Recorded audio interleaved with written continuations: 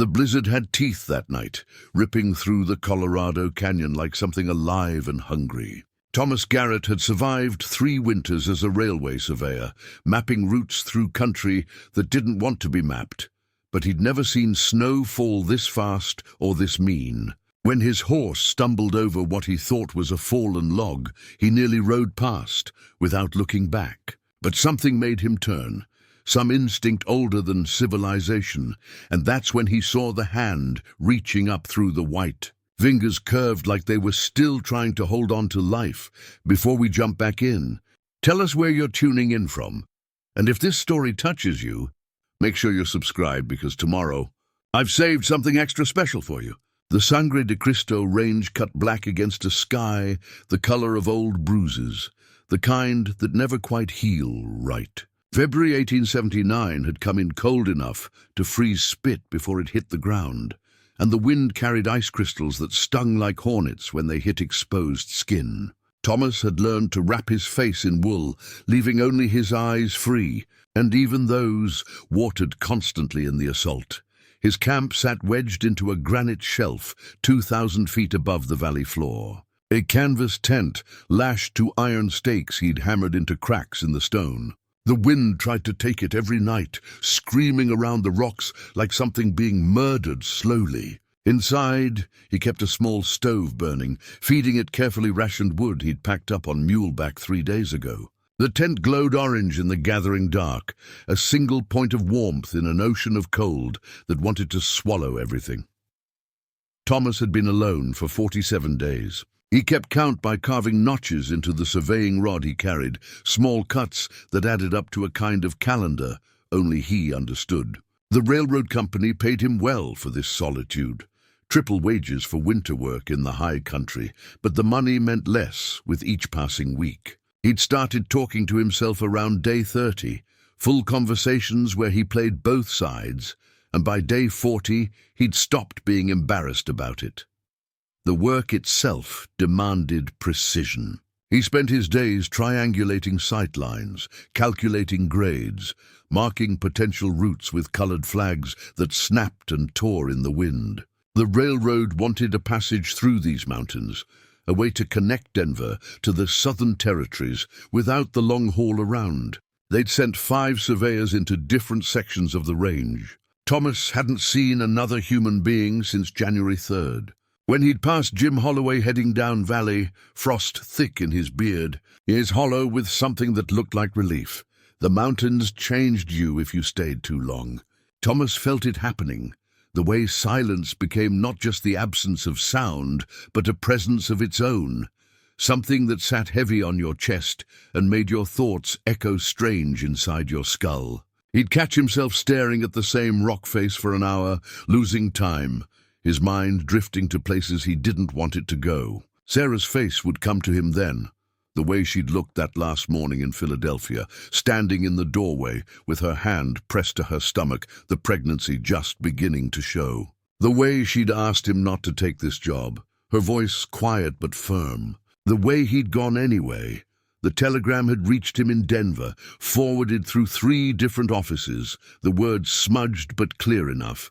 Fever took them both. Services held. Her brother's signature at the bottom, nothing else. Thomas had stood in the telegraph office for 20 minutes, the paper trembling in his hands, while the clerk pretended not to notice. Then he'd walked to the railroad office and signed on for the winter survey, choosing the highest, coldest, most remote section they had. If the mountains wanted to kill him, they were welcome to try, but the mountains were indifferent, which was worse. They didn't care about his grief or his guilt or the way he woke up some nights with Sarah's name on his lips. They simply existed, massive and ancient and utterly unconcerned with the small tragedy of one man's life. The cold would take him or it wouldn't. The work would be done or it wouldn't. The world would continue turning with the same disregard it had shown when it took his wife and unborn child.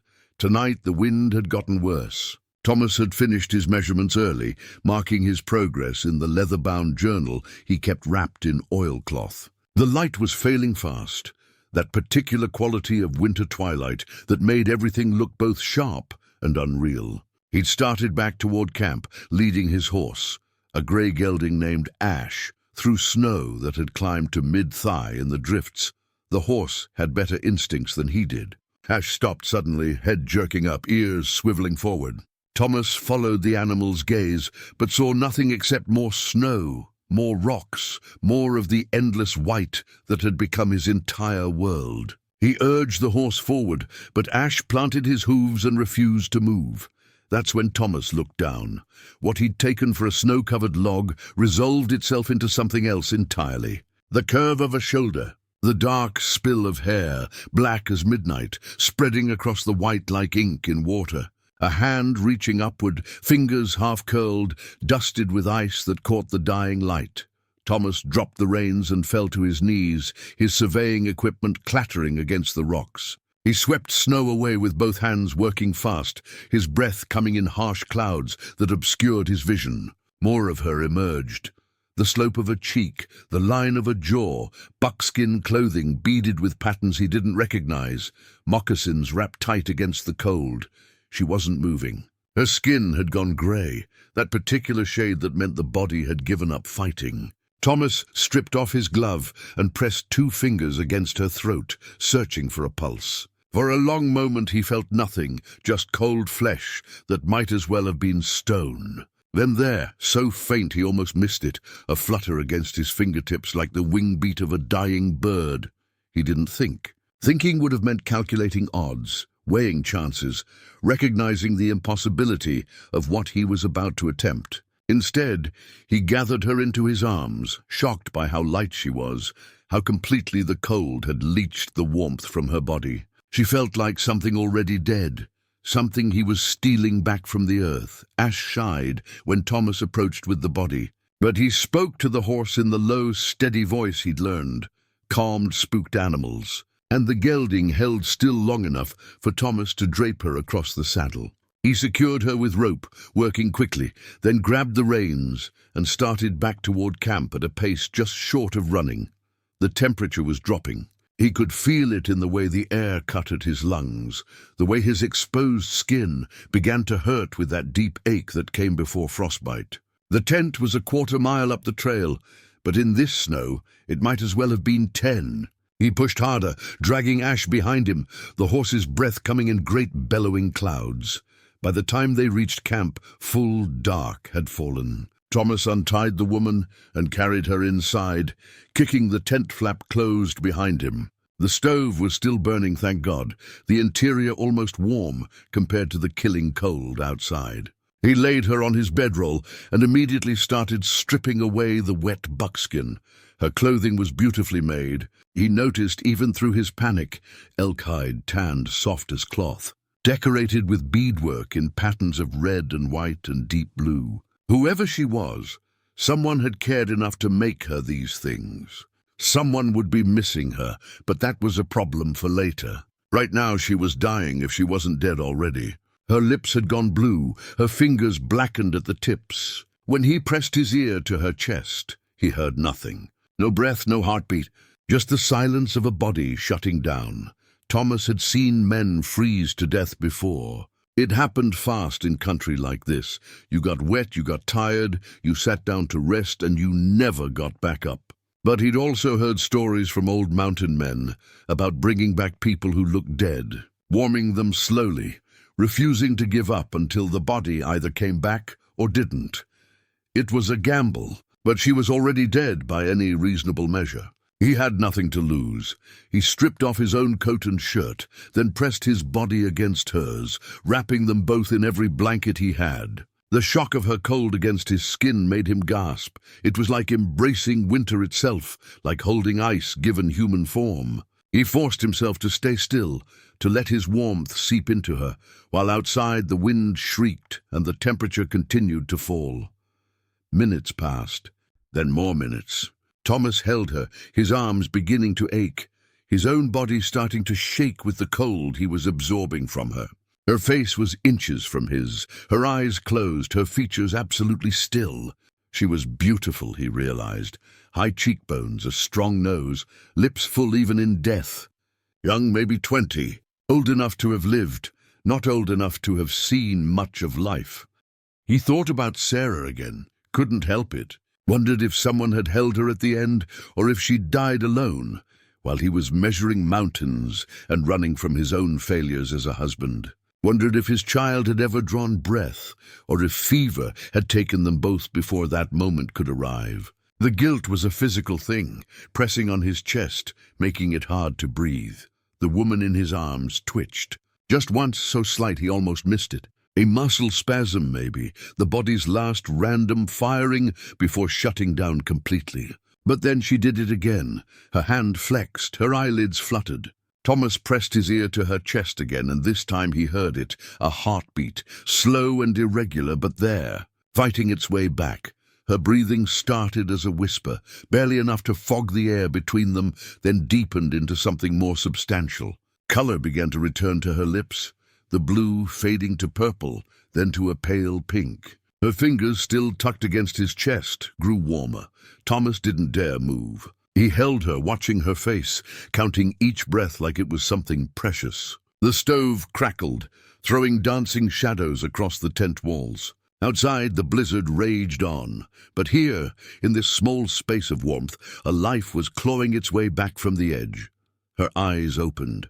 Not all at once, but gradually, lashes lifting to reveal dark irises that caught the firelight. She looked at him without recognition, without fear, just looked with the blank gaze of someone still half in another world. Then her focus sharpened. She saw him, really saw him, and something shifted in her expression. Her hand moved against his chest, fingers spreading, and he felt her breath quicken. She was trying to speak, her lips forming words that wouldn't quite come. Thomas waited, still holding her, letting her find her way back to language. When the words finally came, they were in English, heavily accented but clear. "Don't." She stopped, gathered strength, tried again.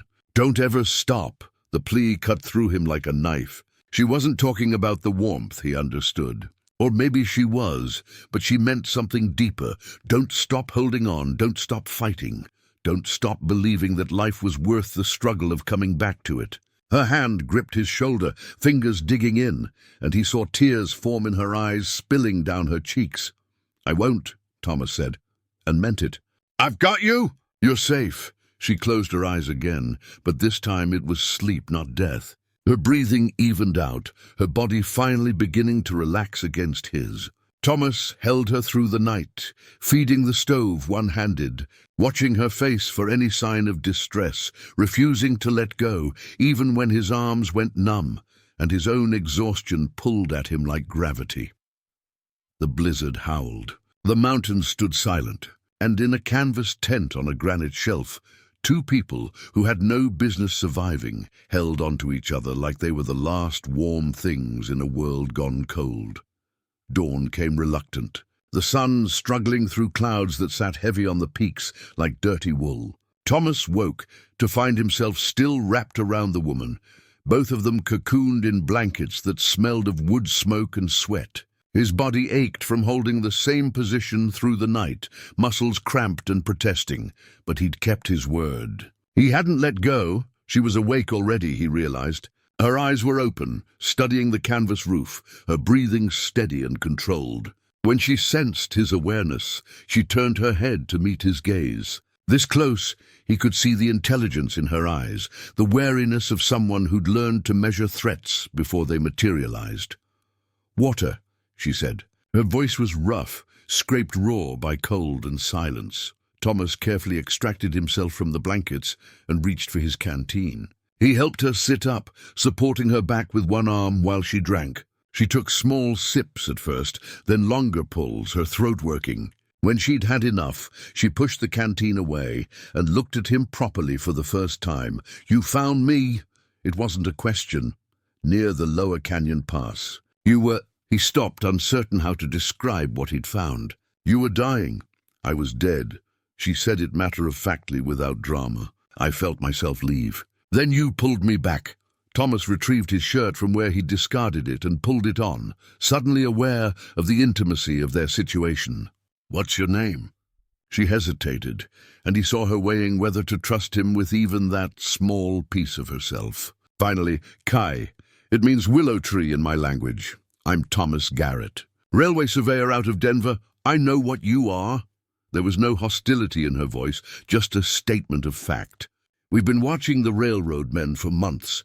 You mark the land for the iron tracks that will bring more of your people into a country that doesn't belong to them. Thomas felt heat rise in his face, but he couldn't argue with her assessment. You're Apache, Mescalero. She pulled the blankets tighter around herself. My people winter in the valley 20 miles south. I was hunting elk when the storm caught me. She paused, and something shifted in her expression, a flash of pain that had nothing to do with the cold. I wasn't supposed to be alone. My brother Dakota was with me. We tracked a bull for 3 days, finally cornered him in a box canyon. But when the snow came fast, we got separated. I tried to find him, kept calling until my voice gave out. Then I fell, hit my head on a rock. When I woke up, everything was white and I couldn't feel my feet anymore. Your brother, Thomas said carefully. He might still be out there. Kai's eyes hardened. If the storm took me, it took him. Dakota is strong, but this cold... She stopped, jaw clenching. Our mother already lost 2 sons to the Bluecoats 3 winters ago. If Dakota is dead, it will break something in her that won't heal. Thomas understood that kind of breaking. He'd felt it himself when the telegram arrived, the sensation of something fundamental cracking inside his chest.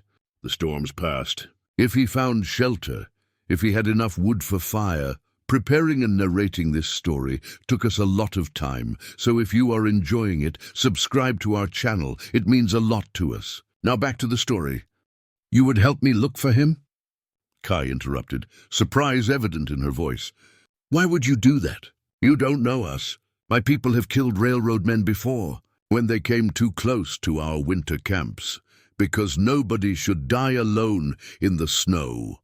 The words came out harder than he intended, carrying weight from his own losses. And because you asked me not to stop, so I won't. Kai studied him for a long moment, reading something in his face that seemed to satisfy her. You've lost someone recently. It wasn't a question, but Thomas answered anyway. My wife, and our child before it was born. Fever took them while I was traveling west.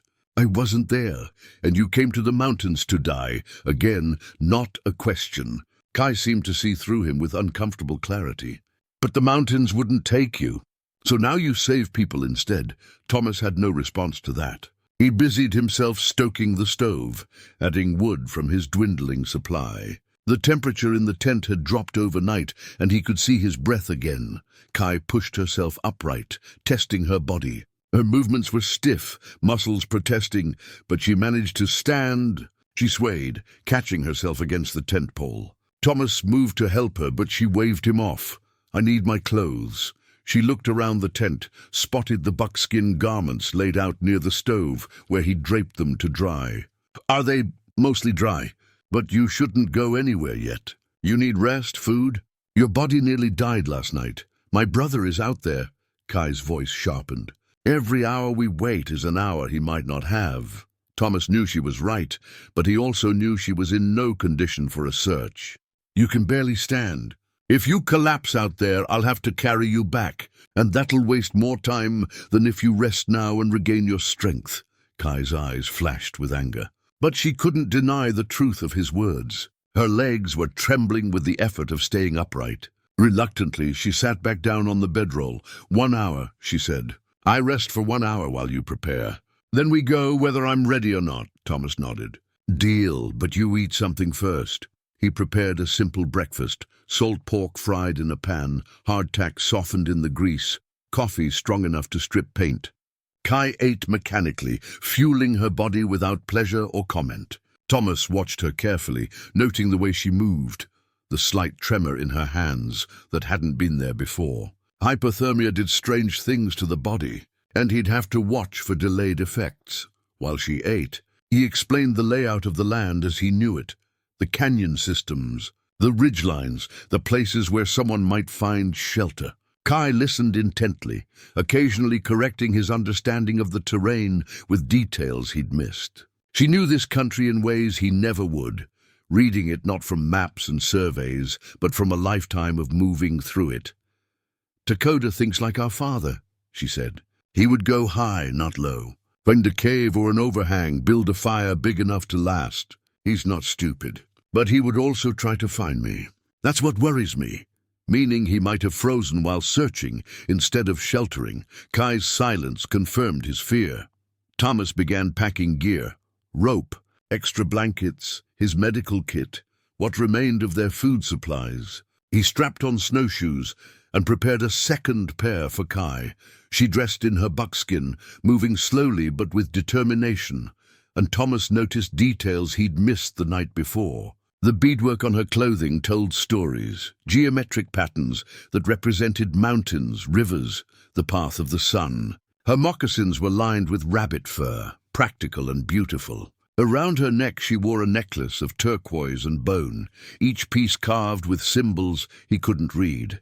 She caught him looking. "My grandmother made these. She died last spring, but her hands are still in everything I wear." Thomas understood. Sarah had embroidered his handkerchiefs with his initials, small, precise stitches in navy thread. He still carried one in his pocket, though he couldn't bring himself to actually use it. They left the camp just as the sun broke fully over the ridgeline, turning the snow into a field of diamonds that hurt to look at directly. Ash whinnied a greeting when Thomas approached, and he spent a moment checking the horse over, making sure the cold hadn't done any damage. The gelding seemed fine, just hungry and ready to move. Thomas offered to let Kai ride, but she refused. "I walk," she said simply. "If Takoda is hurt, the horse carries him." They set out following the route Kai described, moving along the canyon rim where the snow was thinner and the footing more reliable. The world was absolutely silent, except for the crunch of their snowshoes and Ash's heavy breathing. No birds sang, no wind stirred the pines. The storm had scoured everything clean and left behind a stillness that felt almost sacred. Kai moved like someone born to this landscape, reading signs Thomas couldn't see. A broken branch here, a subtle depression in the snow there. She paused frequently, scanning the terrain with eyes that missed nothing, then adjusted their course with small corrections. "There," she said suddenly, pointing toward a cluster of rocks about a quarter-mile distant. "That formation. Takoda and I camped there 2 summers ago when we were tracking antelope. There's a small cave protected from wind, if he remembered it." She didn't wait for Thomas to respond, just started moving faster, her snowshoes throwing up small clouds of powder. Thomas followed, leading Ash, his heart beginning to pound with something that might have been hope or might have been dread. They reached the rocks and found tracks, human tracks. Boot prints partially filled with snow but still visible. Kai dropped to her knees, examining them with her fingers, reading details Thomas could only guess at. "His," she said. Her voice had gone thick. "He made it this far." He was moving slow, dragging his left leg. Injured or frozen, I can't tell which. The tracks led around the rocks and disappeared into a narrow opening between 2 boulders. Kai squeezed through without hesitation. Thomas tied Ash to a stunted pine and followed, his broader shoulders barely fitting the gap. Inside, the space opened into a small cave, perhaps 10 feet deep and 6 feet high. The walls were blackened with soot from old fires, and someone had built a crude windbreak at the entrance using branches and dead grass. But there was no fire now, no warmth, just cold stone and deeper shadows. And in the far corner, wrapped in a blanket that looked like it had been woven from buffalo hide, a man sat slumped against the wall. Kai made a sound, not quite a cry, not quite a word, and rushed forward. She fell to her knees beside her brother, her hands reaching for his face, his throat searching for signs of life. "Takoda. Takoda, please. Brother, answer me." Thomas moved closer, bringing his medical kit. The man was young, maybe 18, with the same high cheekbones and strong features as his sister. His skin had gone gray, his lips blue. Ice crusted his eyebrows and beard. He wasn't moving. Kai pressed her ear to his chest, her own breathing harsh and desperate in the confined space. Thomas watched her face, saw the hope drain away as the seconds stretched. She pulled back, her hands still gripping her brother's shoulders. "No," she whispered. "No, you don't get to leave. Not you too. Thomas knelt beside her, placed his own fingers against the young man's throat. He felt nothing at first, just cold flesh. But he kept searching, pressing deeper, moving to different positions, refusing to give up. And there, so faint he almost missed it, exactly like last night with Kai, a flutter, a heartbeat struggling against impossible odds. "He's alive," Thomas said. "Barely, but he's alive." Kai's head snapped up, her eyes wide. "You're certain?" "I'm certain. But we need to move fast. Same treatment as you, warmth slowly applied. We can't warm him up too quick, or his heart will give out." They worked together without discussion, their movements synchronized by urgency. Thomas built a fire at the cave entrance using dry wood from the windbreak and his precious supply of matches. Kai stripped away her brother's frozen clothing, revealing skin so cold it looked like marble. When the fire caught and began throwing heat, Thomas moved Dakota closer to the flames. Not too close. He remembered the old mountain man wisdom about gradual warming. Kai wrapped herself around her brother from behind, her body pressed against his back, while Thomas covered them both with every blanket they had. "Talk to him," Thomas said, "in your language. Let him hear your voice." Kai began speaking in Apache, a stream of words that rose and fell like a song. Thomas didn't understand the language, but he understood the emotion: desperate love, fierce determination, a refusal to let death claim what it had no right to take. Her voice filled the cave, bouncing off stone, wrapping around them all like a charm against the cold. Thomas fed the fire, watching the siblings, and felt something shift in his chest. This was why he'd come to the mountains, he realized. Not to die, but to find a reason to keep living. Not his own salvation, but the chance to pull someone else back from the edge. To prove that sometimes, despite everything, despite loss and guilt and the world's fundamental indifference, you could save what needed saving. Dakota's eyelids fluttered. His breathing deepened. Color began to return to his lips. Kai's voice broke in a sob of relief, and she pressed her forehead against her brother's shoulder, still holding him, still refusing to let go. Outside, the sun climbed higher, indifferent as always. But inside the cave, 3 people who had no business surviving huddled together around a fire that pushed back the darkness. 1 degree at a time.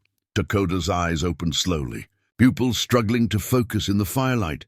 His gaze drifted across the cave ceiling, then down to his sister's face, hovering inches from his own. Recognition flickered, followed immediately by confusion. "Kai."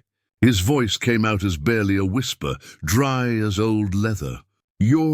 How are you here? I saw you fall. The snow covered you. I fell. Someone found me."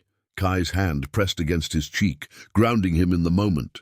"This white man, Thomas. He brought me back." Dakota's eyes shifted to Thomas, who sat feeding small branches into the fire. The young Apache's expression hardened immediately, suspicion replacing confusion. His hand moved instinctively toward his belt, searching for a weapon that wasn't there. "Easy," Thomas said, keeping his voice level. "Your knife's over there, with your other things." "I didn't touch it except to move it out of the way." "Why?" Dakota's question was directed at his sister, spoken in English, but clearly meant to exclude Thomas from understanding the deeper meaning. "Why would you bring him here?" "Why trust him?" "Because I was dying, and he saved me without asking what tribe I belonged to or whether I was worth the trouble." Kai's tone carried a warning. "And because when I told him you were lost, he didn't hesitate. He chose to help."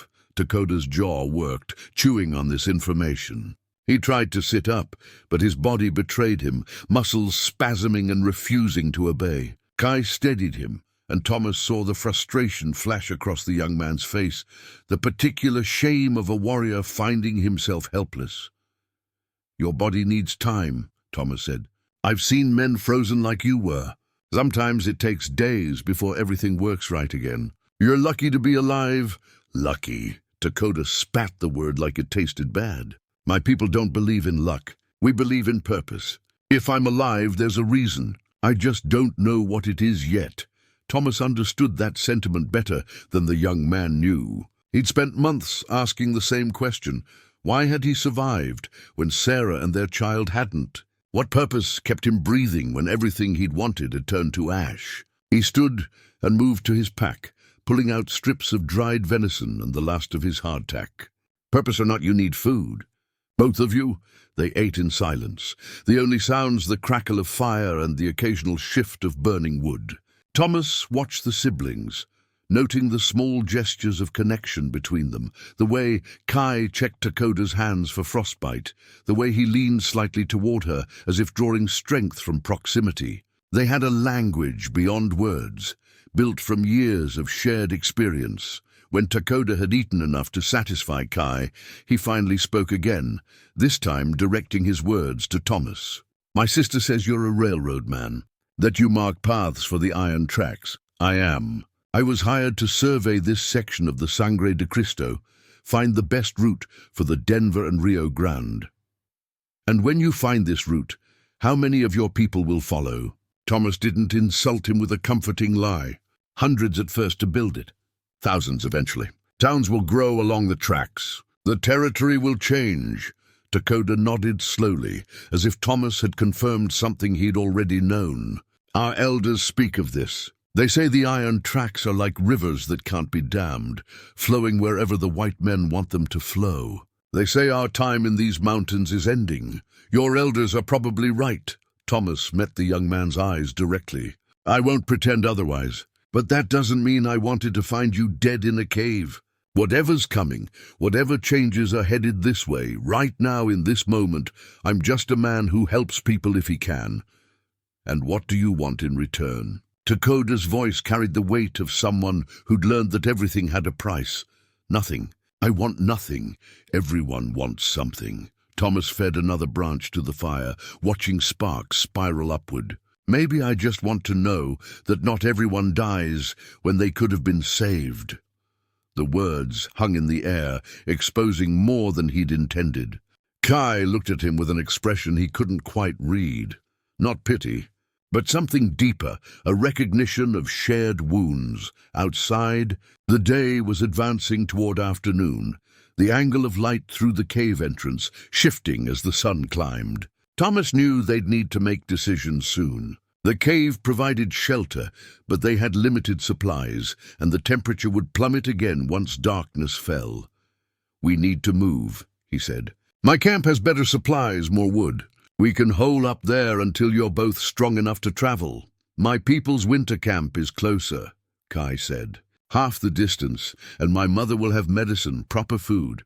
But—" She hesitated, glancing at her brother. "But they'll kill me on sight," Thomas finished. "Or close enough to it.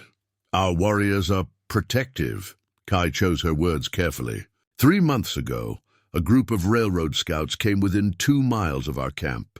They were surveying, like you. Our warriors drove them off with warning shots. The scouts reported back that they'd been attacked by hostile savages.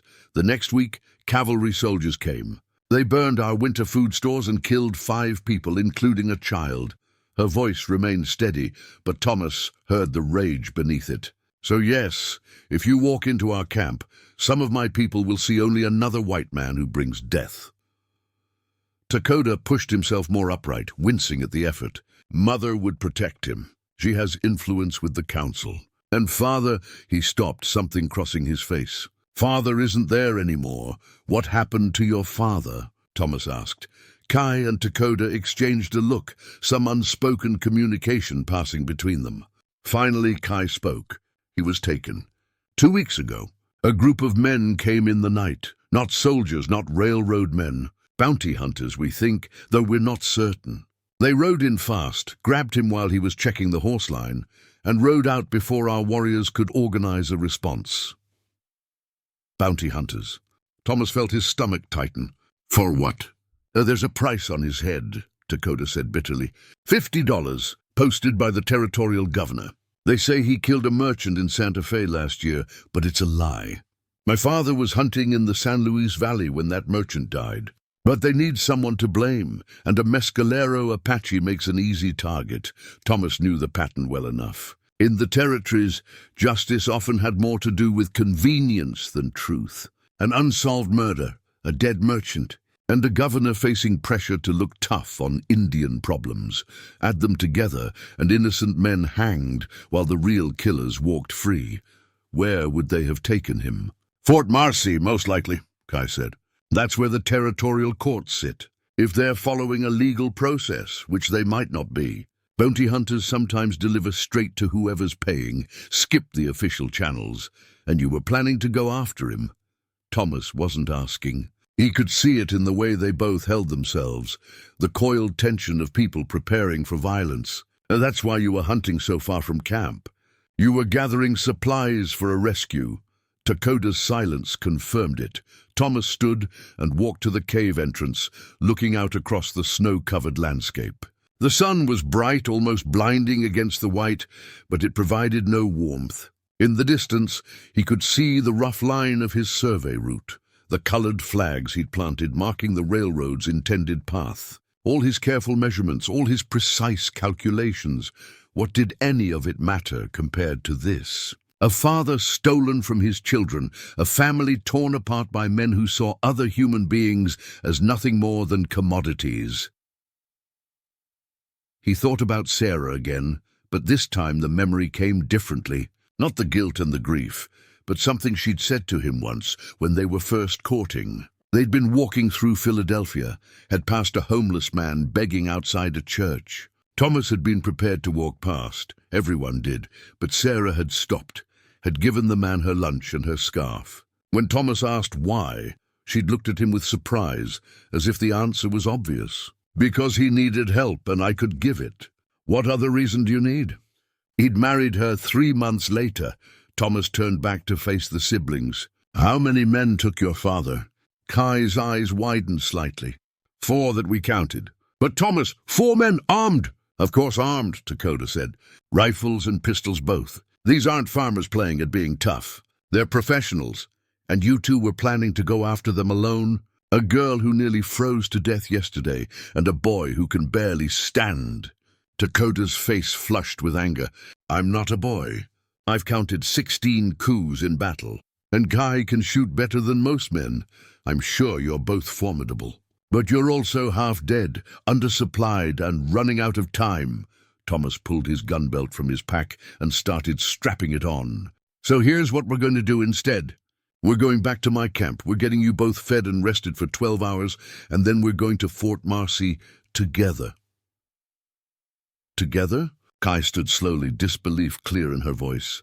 Why would you do this? You don't know our father. You don't owe us anything. No, I don't. But I know what it's like to lose people who shouldn't have been lost. And I know that doing nothing, that's worse than any danger we might face. Dakota tried to stand, managed it with Kai's help. He swayed but stayed upright, jaw set with determination. If you're lying, if this is some trick to lead us into a trap, then you can shoot me and I'll deserve it. Thomas met the young man's eyes. But I'm not lying. I'm tired of watching people die when maybe, just maybe, there was something I could have done. So either you trust me and we go get your father, or you don't trust me and you die trying to do it alone. Your choice. The siblings looked at each other, having another of their silent conversations. Thomas waited, knowing that pushing would only make them refuse. This had to be their decision. Finally, Kai nodded. 12 hours. We rest at your camp. Then we ride for Fort Marcy. We'll need to move carefully, Thomas said, already planning the route in his mind. Your people's camp. Can we skirt around it without being seen? I don't want to put you in a position of having to explain myself to your warriors, not when time matters. There's a northern route, Dakota said. Longer, but it stays above the tree line where we can see anyone coming.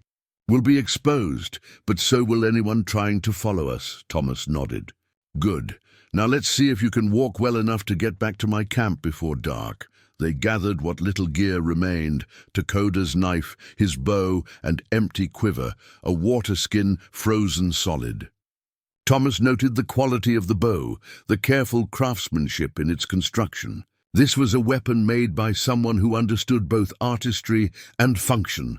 The journey back to Thomas's camp took twice as long as the journey out. Dakota moved slowly, his legs unsteady, and they had to stop frequently to let him rest. Kai supported him without complaint, her arm around his waist, taking some of his weight. Thomas led Ash and carried both packs, scanning the ridgelines out of habit, watching for trouble that might be watching back. The sun was angling toward the horizon when they finally reached the granite shelf where Thomas had pitched his tent. The canvas glowed orange in the fading light, a beacon of relative warmth in the vast cold.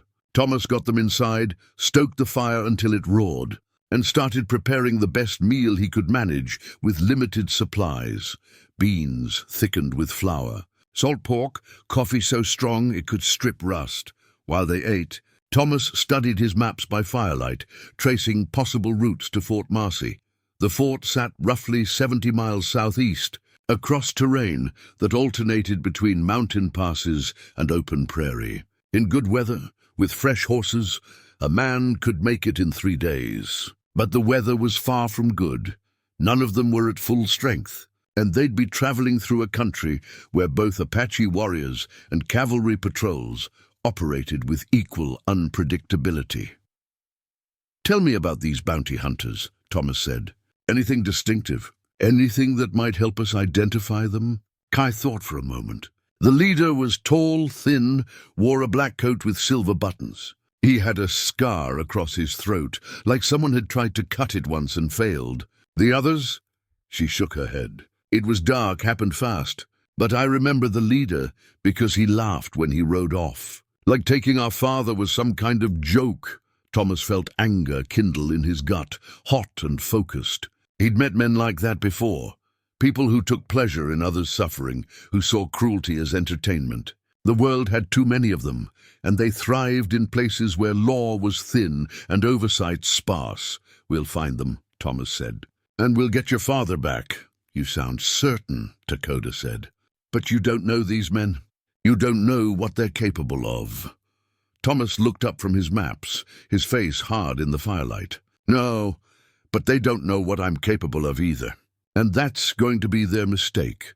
Outside, night settled over the mountains, bringing with it the deep cold that killed careless travelers and tested even the prepared.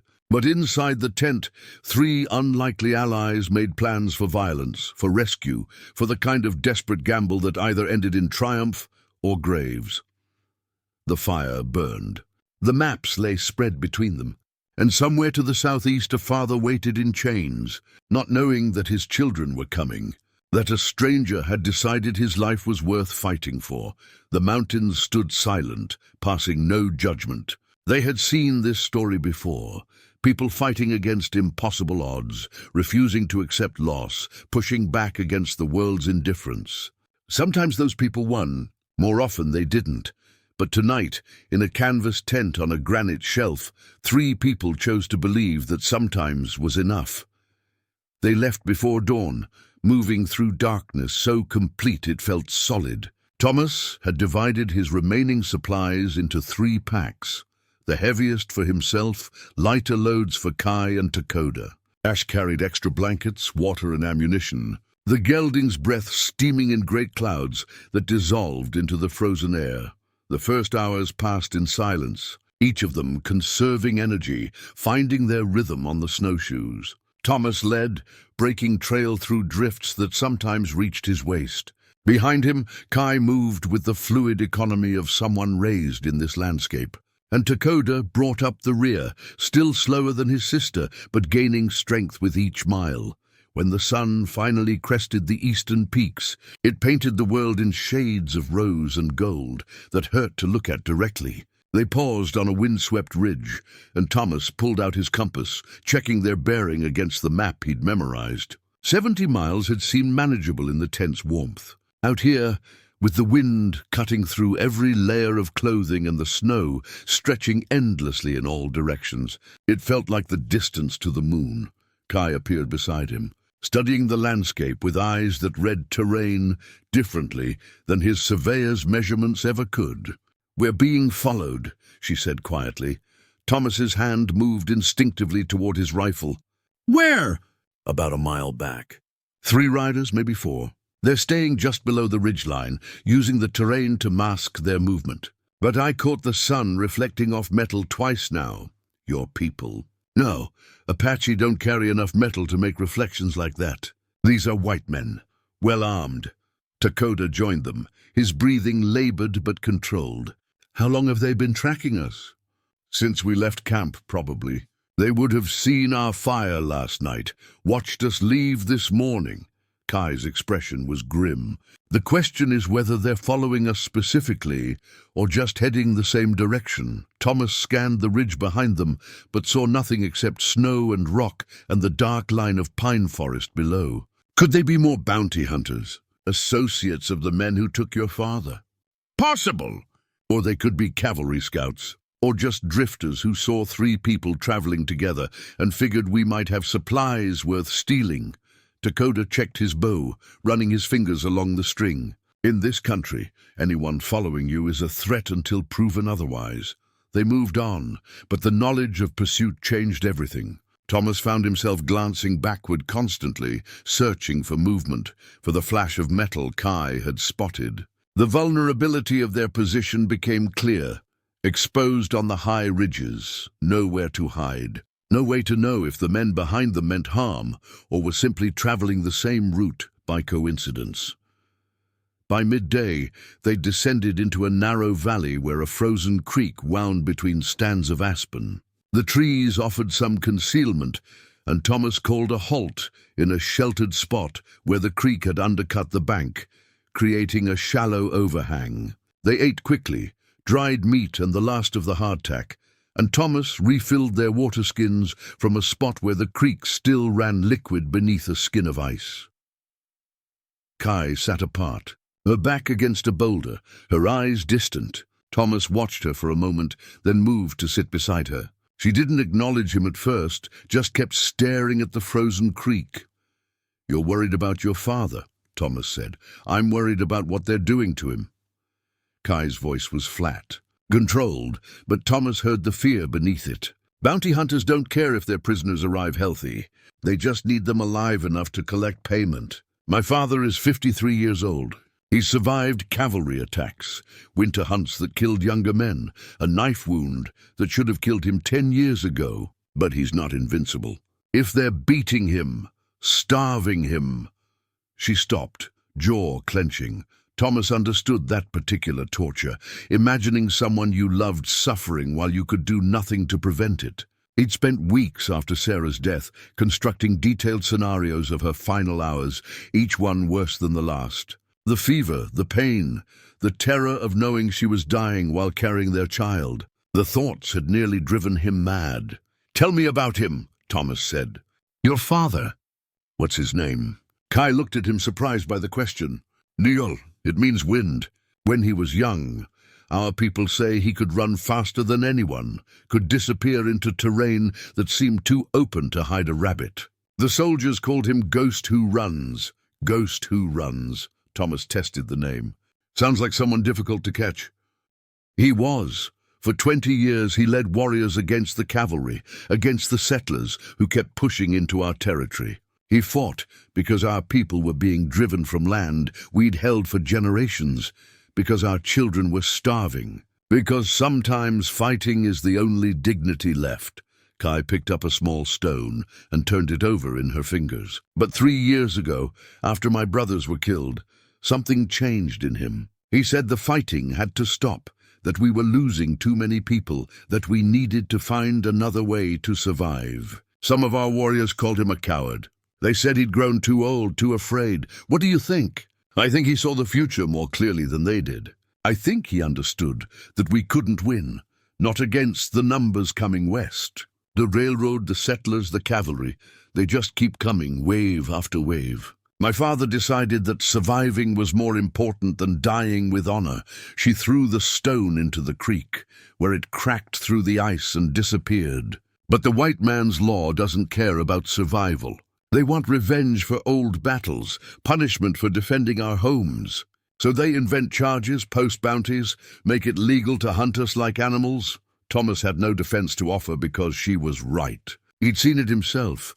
The territorial courts that convicted on testimony so thin it wouldn't hold up in Philadelphia or Boston. The governors who needed scalps to prove they were being tough. On the Indian problem, The endless cycle of violence and retaliation. That ground everyone down. My wife used to argue with me about this, Thomas said. The words came out before he'd decided to share them, but once started, he kept going. About the railroad, about my work. She said I was helping destroy something beautiful, that every mile of track I surveyed was another scar across land that didn't belong to us. We'd fight about it, and I'd tell her she didn't understand economics, didn't understand progress. I'd say that development was inevitable, that I was just doing my job. And now? Kai asked. Now I think she was right, and I was making excuses. Thomas pulled off his glove and looked at his hands, scarred from work, stained with ink from his surveying notes. Hands that had mapped routes for the very machine that was crushing people like Kai's family. I told myself the survey was neutral, just measurements and calculations. But measurements aren't neutral when they lead to displacement. Numbers aren't innocent when they're used to justify taking what isn't yours. Kai studied him with those dark, intelligent eyes. Then why do you keep doing it? Because I didn't know what else to do. Because after Sarah died, I needed to be somewhere that wasn't Philadelphia, somewhere I wouldn't see her in every street and doorway. Because the mountains felt like a place where I could disappear. He met her gaze directly. But you're right, I was coming here to die. Just slowly over years instead of all at once. And now? Thomas thought about the question, really thought about it. Now I'm tired of death. Tired of losing people. Tired of helping systems that crush others. Tired of pretending none of it matters. Your father is one person I might actually be able to save. So that's what I'm going to do. Dakota approached, interrupting the moment. His color was better today. The grayness faded from his skin, but he still moved with the careful deliberation of someone whose body wasn't quite trustworthy yet. The riders are closer, he said. I climbed that outcrop while you were talking. I could see them clearly, 4 men, heavily armed. They're not trying to hide anymore. Thomas stood, checking his rifle. How far? Half a mile, maybe less. At their pace, they'll reach this position in 20 minutes. Then we need to move now. Thomas started gathering their gear, his mind already calculating routes. The valley narrows ahead, turns into a gorge. If we can reach it before they overtake us, we'll be trapped, Kai finished. A gorge means walls on both sides, limited sight lines. If they have rifles with any range, they can pin us down and pick us off. Or we can use the terrain against them, Thomas countered. Narrow passages mean they can't spread out, can't bring their numbers to bear. And if we're higher up, we have the advantage. Dakota was already strapping on his pack. It's a gamble. Everything's a gamble right now. Thomas swung onto Ash's back, then reached down to help Kai up behind him. Dakota, can you run? I can run. Then run. We'll meet you at the gorge entrance. There's a split boulder on the north side. You can't miss it. If we're not there in 30 minutes, don't wait. Find cover and stay hidden until dark, then make your own way to Fort Marcy. Dakota nodded and took off, his long legs eating ground despite his weakened condition. Thomas kicked Ash into motion, the horse protesting the double load, but responding to the urgency in his voice. Kai's arms wrapped around his waist, holding tight as they crashed through underbrush and plowed through drifts. Behind them, Thomas heard shouts. The riders had spotted them. A rifle cracked, the sound echoing off the valley walls, but the shot went wide. They were moving too fast, the range too great for accuracy. The valley began to narrow, walls of granite rising on either side, the creek bed turning into a channel carved deep over centuries. Ash's hooves slipped on ice-covered stones, but the gelding kept his feet, driven forward by Thomas's urgency and the crack of pursuing rifles. They reached the split boulder just as Dakota emerged from the trees, breathing hard but moving well. Thomas dismounted and helped Kai down, then led Ash into the narrow gap between the boulder's two halves. The space was barely wide enough for the horse, but it provided complete concealment from the valley behind them. Now what? Kai asked, already unslinging her bow and checking her quiver. She had perhaps a dozen arrows, each one carefully crafted and fletched. Thomas surveyed their position. The gorge continued ahead, walls rising 50 feet on both sides, the passage barely wide enough for 2 horses abreast. Plenty of cover in the form of fallen boulders and twisted juniper, but limited options for retreat if things went wrong. "Now we find out what they want," Thomas said. "Maybe they're just curious. Maybe they'll pass by once they see we're ready for trouble." "You don't believe that." Dakota had his bow ready. "An arrow already nocked." "No, I don't. But I'm hoping."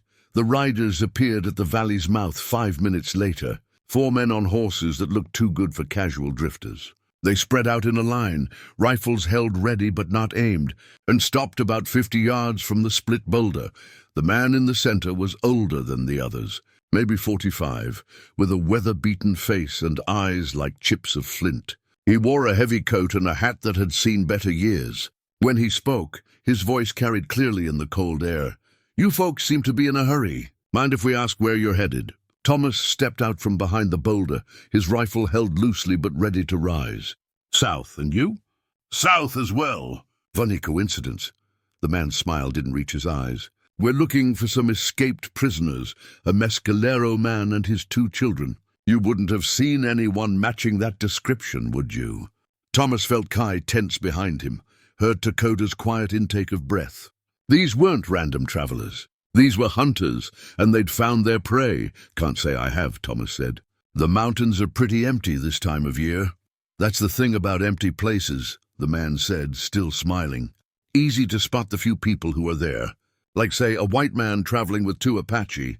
Very distinctive group. Almost like you're trying to help criminals evade justice. I'm not aware that traveling with anyone is a crime. Depends on who you're traveling with. Depends on whether you know they're fugitives." The man shifted in his saddle, and Thomas saw the badge pinned to his coat. Territorial Marshal. Name's Frank Bellamy. "I'm authorized by the Territorial Court to apprehend any Apache found outside reservation boundaries. So here's what's going to happen. Those 2 behind you are going to surrender peacefully, and you're going to ride away like this never happened. Simple as that. And if we don't see it as that simple," Thomas asked. Bellamy's smile vanished.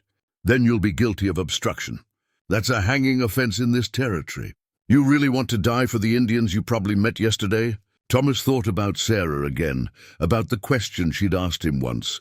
"When it matters, what will you choose?" He'd failed that test with her, had chosen work over family, had chosen his own comfort over what was right. Maybe this was his chance to answer differently. "Marshal Bellamy," Thomas said, his voice steady. "I'm going to give you and your men one chance to turn around and ride back the way you came. Take it, and we all live to see tomorrow." Bellamy laughed, genuinely amused. "Son, there's 4 of us and 3 of you. And I'm guessing those Apache are half frozen and running on empty. The math doesn't favor your bravery. The math doesn't account for stubbornness," Thomas replied. "And I'm very stubborn." For a long moment, silence held the gorge. Then Bellamy nodded slowly, his expression hardening into something cold and professional. "Your funeral," he said. "Boys, take them!" The deputies reached for their rifles. Thomas raised his own, and behind him he heard the creak of bowstrings drawn tight. The gorge waited, stone indifferent to human violence, ready to witness whatever came next.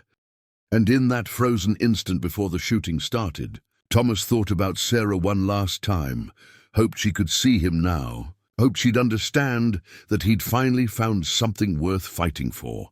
The first shot came from Bellamy's left deputy, a young man with nervous hands and poor judgment. The bullet sparked off granite 2 feet from Thomas's head, sending rock chips flying. Thomas didn't hesitate. He dropped to one knee and fired back, his round catching the deputy's horse in the shoulder. The animal screamed and reared, throwing its rider hard into the snow. Chaos erupted. The remaining 3 deputies scattered, seeking cover behind boulders and twisted juniper. Bellamy's voice cut through the gunfire, sharp with authority. "Spread out! Don't let them pin you down." An arrow hissed past Thomas's ear and buried itself in a deputy's thigh. The man howled, clutching at the shaft, his rifle forgotten. Dakota had already knocked another arrow, his movement smooth, despite 3 days of near death. Kai fired from a different angle, her arrow punching through a deputy's coat sleeve and pinning him momentarily to the dead tree he'd hidden behind. Thomas worked the lever on his Winchester, chambering fresh rounds, laying down fire that kept the deputies from advancing. But Bellamy was smart, experienced. He was using the terrain, moving his men in coordinated bursts, trying to flank their position. Thomas saw the pattern forming and knew they had maybe 2 minutes before the deputies got around their sides, and the split boulder became a death trap instead of shelter. "Fall back," Thomas shouted. "Into the gorge, move!" Kai and Dakota didn't argue. They grabbed what gear they could carry and ran deeper into the narrow passage, Thomas covering their retreat with measured shots. He fired, levered, fired again, each round buying them a few more seconds. Then he turned and sprinted after the siblings, bullets whining off the stone walls around him.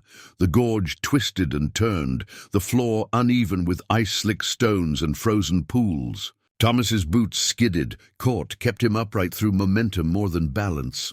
Ahead, Kai and Dakota had found a natural fortification, a place where the gorge widened slightly and massive boulders had fallen from the walls above, creating a maze of rock that offered concealment and multiple angles of fire. Thomas dove behind cover just as a bullet cracked past where his head had been. He landed hard, the impact driving air from his lungs, but rolled and came up with his rifle ready. Behind them, the gorge continued another 100 yards before opening into a broader canyon. If they could reach that opening, they'd have options. If the deputies trapped them here, it was over. Bellamy's voice echoed off the stone walls, impossibly calm. "You're making this harder than it needs to be. We've got all day, and you've got, what, 20 rounds between you? Do the math, son." Thomas checked his ammunition belt. 18 rounds left, and that was counting what was in the rifle. Kai had maybe 8 arrows remaining. Dakota was down to 5. Bellamy was right about the math, damn him. "We need to break through," Kai whispered from her position 10 feet away. "If we stay pinned here, we lose." "I know, but charging them is suicide." Thomas risked a glance around the boulder. He could see one deputy clearly, the others in fragments, a shoulder here, the edge of a coat there. They were being patient, professional, doing this exactly right. Unless an idea formed, desperate and dangerous. Thomas looked at the gorge walls rising 50 feet on either side, noticed the way they leaned inward slightly, creating a natural funnel, noticed the precarious-looking rocks perched high above, frost-cracked and unstable, noticed the way sound echoed and amplified in this narrow space. "Can you hit that rock formation?" Thomas pointed to a cluster of boulders balanced on a narrow ledge about 40 feet up, directly above where 2 of the deputies had taken cover. Dakota followed his gaze, understanding immediately. "Maybe. It's a difficult angle, and the wind in the gorge. I only need maybe." Kai saw what Thomas intended. "It'll bring half the cliff face down. Could trap us as easily as them." "Could, but sitting here definitely gets us killed." Thomas began gathering the remaining ammunition from his pockets, counting rounds. "Here's what we do. I'm going to give you covering fire, draw their attention. Dakota takes the shot at those rocks. If it works, if it brings down enough stone, we have maybe 10 seconds while they're dealing with the avalanche. That's when we run, straight through, don't stop, don't look back. Make for the canyon opening." "And Ash?" Kai asked. "We can't leave the horse." Thomas felt that loss like a physical blow, but he knew they had no choice. "Ash stays. He can't move fast enough through this terrain anyway. We'll come back for him if we can." Dakota moved into position, selecting his straightest arrow, testing the wind with a wetted finger. His face had gone very still, very focused. Thomas recognized the expression of a man preparing to make an impossible shot count. "On your signal," Dakota said. Thomas took 3 deep breaths, steadying his nerves, then rose and fired. He worked the Winchester lever as fast as he could, not aiming for hits but for volume, creating enough noise and flying lead that every deputy head ducked down behind cover. He fired 8 rounds in less than 6 seconds, the rifle hot in his hands, echoes crashing off the gorge walls until the sound was deafening. Dakota's bowstring sang. The arrow arced high, caught the wind, corrected its flight in ways Thomas didn't understand, and struck the cliff face directly beneath the clustered boulders. For a heartbeat, nothing happened. Then a crack split the air like a gunshot, and the rocks shifted. What followed was thunder made solid. Boulders the size of wagons broke free and plummeted, striking the gorge floor with impacts that shook the ground. They shattered on contact, sending fragments flying like shrapnel. More rocks followed, a cascade that grew as each impact destabilized more of the cliff face. Dust billowed up in choking clouds, mixing with snow shaken loose from the heights. Thomas didn't wait to see the full result. "Now run!" They burst from cover and sprinted through the gorge, Thomas in the lead, Kai and Dakota flanking him. Behind them, men screamed. Whether from injury or fear, Thomas couldn't tell and didn't care. They ran through dust so thick it was like running through fog, their boots finding purchase on memory and luck. A deputy materialized from the dust, his face cut and bleeding from rock fragments, his rifle raised. Thomas didn't slow. He lowered his shoulder and hit the man full force, both of them going down in a tangle of limbs. They rolled, fighting for advantage, the deputy's hands reaching for Thomas's throat. Thomas got a knee up, drove it into the man's gut, then hammered his rifle stock into the deputy's temple. The man went limp. Thomas scrambled up, grabbed his rifle, kept running. Ahead, Kai had reached the canyon opening. She turned back, bow ready, covering their escape. Dakota was 20 feet behind Thomas, limping now, favoring his left leg. Behind them, the rockfall was subsiding, the dust beginning to settle. Then Thomas heard Bellamy's voice closer than it should have been. "Stop running, boy!" Thomas turned. Bellamy stood 30 feet away, his rifle aimed not at Thomas, but at Dakota. The marshal's coat was torn and dusty, blood running from a cut above his eye, but his hands were steady and his aim was true. "I'll drop him before he takes another step," Bellamy said. "And then I'll drop the girl. So here's your choice. You can run and watch them die, or you can stop and we'll talk like civilized people." Thomas raised his rifle, but Bellamy didn't flinch. "Go ahead, but you'll kill that Apache boy just as sure as I will, because once you shoot me, my boys will cut him down. That's what you want? That's what all this has been for?" The worst part was that Bellamy was right. Thomas could see 2 deputies behind the marshal, both with rifles raised, both with clear shots at Dakota. If Thomas fired, if anyone fired, the kid died. Simple math, brutal and clear. Thomas lowered his rifle. "What do you want?" "What I always wanted. Those 2 Apache, alive and in custody. You get to walk away, go back to surveying your railroad lines, live to be an old man." Bellamy's voice was almost gentle. "There's no shame in survival, son. You fought well, but this was always going to end one way." Thomas looked at Dakota, saw the young man's face set with resignation, saw him glance toward where Kai stood at the canyon opening, saw him mouth something that might have been go or might have been run, saw him accept his death with the kind of courage Thomas had been searching for all his life, and Thomas realized he couldn't do it. Couldn't walk away, couldn't let these 2 people who'd trusted him be dragged off to hang for crimes they didn't commit. Sarah's voice came to him clear as if she stood beside him. "When it matters, what will you choose?" He chose. Thomas fired, but not at Bellamy. He shot the stone wall beside the marshal, the bullets sparking and ricocheting, forcing Bellamy to flinch and dodge. In that split second of distraction, Dakota moved. The young Apache rolled left, came up running, zigzagging as bullets chewed up the ground where he'd been standing. Kai's bowstring sang, once, twice, 3 times in rapid succession. One deputy went down clutching his shoulder. Another dropped his rifle, an arrow through his hand. The third fired wildly, his shot going high. Thomas charged forward, closing the distance with Bellamy while the marshal was still recovering from the ricochet. They collided hard, both men going down, rifles skittering across ice. They fought hand to hand, trading blows that had the weight of desperation behind them. Bellamy was older but experienced, his strikes calculated and vicious. He caught Thomas with a right cross that split his lip and sent stars exploding across his vision. But Thomas had been fighting too, fighting grief, fighting guilt, fighting the urge to just give up and let the world grind him down. He'd been losing that fight for months. He wasn't going to lose this one.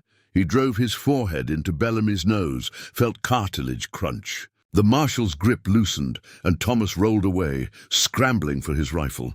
Bellamy recovered faster than expected, reaching for his own weapon.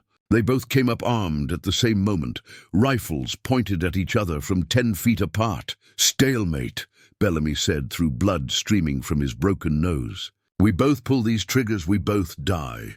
"Then we both die," Thomas said. His finger tightened on the trigger. An arrow appeared in the ground between them, the shaft still vibrating from impact. Both men froze. Guy stood 20 feet away, another arrow already knocked, her face absolutely calm. "The next one goes through you, Marshal," she said. "I don't miss twice." Bellamy looked at her, measured the distance, calculated his odds. Thomas saw the moment he made his decision, the subtle shift in posture that meant he was about to try anyway, to gamble that he could shoot Thomas and dodge Kai's arrow in the same motion. "Don't," Thomas said quietly. "It's over. Your deputies are down or running. It's just you now. Live to fight another day." For a long moment the tableau held. 3 people with weapons ready, death hanging in the balance like snow about to avalanche. Then Bellamy slowly lowered his rifle. "This isn't finished," he said. "I'll find you. I'll bring the cavalry next time, proper soldiers instead of deputies. And you'll hang for this." "Maybe," Thomas said, "but not today." They backed away slowly, keeping weapons ready until they reached the canyon opening. Dakota appeared from behind a boulder, limping but alive. Together, the 3 of them retreated into the broader canyon, moving fast despite exhaustion and injuries. Behind them, Bellamy watched them go, his face unreadable. When they disappeared from view, he turned to check on his men. 2 were wounded but mobile. 1 was unconscious but breathing.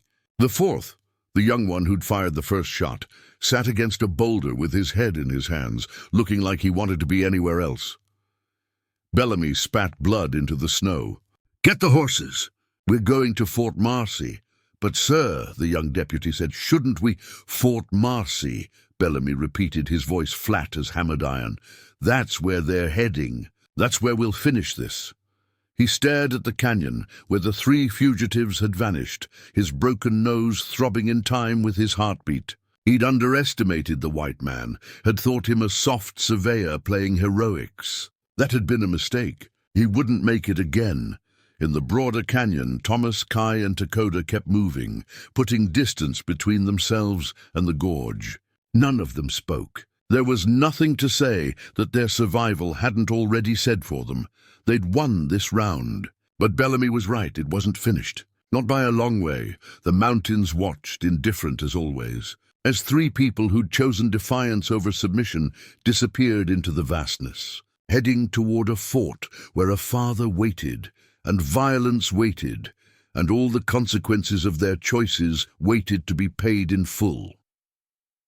They traveled through the afternoon without stopping, driven by fear and adrenaline that burned through exhaustion like fire through dry timber. The canyon opened into rolling foothills, the landscape transitioning from granite peaks to wind-scoured prairie, dotted with juniper and sage. The temperature rose slightly, still bitter, but no longer the killing cold of the high country. By dusk, they'd covered 15 miles, moving at a pace that left all 3 of them hollow-eyed and stumbling. Thomas called a halt in a dry wash, where the banks provided some shelter from the wind. They had no fire, smoke would be visible for miles, and precious little food.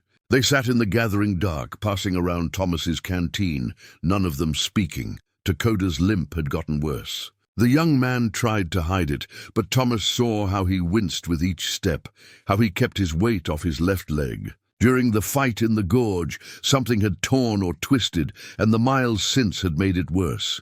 "Let me look at your leg," Thomas said. "It's fine. It's not fine." "Let me look." Reluctantly, Dakota extended his leg. Thomas carefully rolled up the buckskin legging and saw the swelling immediately. The ankle was twice its normal size, mottled purple and black. A bad sprain at minimum, possibly something broken. Either way, the kid shouldn't be walking on it, let alone running. "You should have said something," Thomas said. "Would it have changed anything? Would we have stopped?" Dakota's voice was matter-of-fact. "We keep moving or we die. My comfort doesn't enter into it. Kai moved closer, her face tight with worry as she examined her brother's injury. "This needs proper treatment. Herbs, compresses, time to heal." "We don't have time." Dakota pulled his leg back and adjusted the legging. "Father doesn't have time." "How far is it to Fort Marcy?" Thomas checked the map in his head, calculating distances against their reduced pace. "Maybe 50 miles still. In good conditions, 2 hard days. But with your ankle, we'll manage." Dakota's tone left no room for argument. They sat in silence as darkness completed its conquest of the sky. Stars emerged cold and distant, offering no warmth. Thomas thought about Ash, abandoned in the gorge, and felt the weight of that decision settle on him.